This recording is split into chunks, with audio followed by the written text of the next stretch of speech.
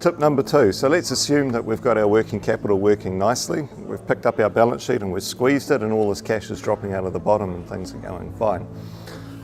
Well, are they going fine? Next most important thing to remember is we've actually got to make some money. So when we're selling that stock, we've got to make sure we're selling it for the right price, and we've got to make sure that we're getting the maximum possible margin that we can out of that. So understanding your margins, tip number 2, absolutely crucial. So what you need to do is work from the bottom up. We need to understand what our costs are. What costs are going, what is every single cost that is going into that product.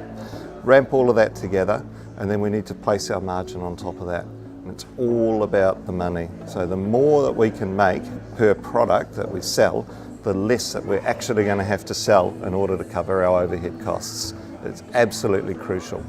So just leading on from this, know your numbers, understand your margin, do your calculations. There's no substitute for the hard work in here. Don't rely on just a computer, you need your common sense. And then put in place a rule within your business, a rule about discounting. That rule is quite simple really, don't discount, don't ever discount. So no matter how tempted you might be, the second you start discounting that product or that service, it's a one-way road and it's a race to the bottom.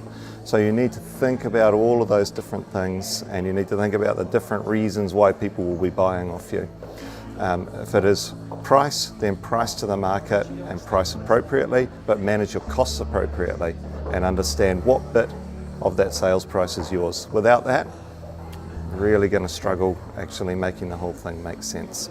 So tip number 1, manage your working capital cycle, speed it up and squeeze the cash out.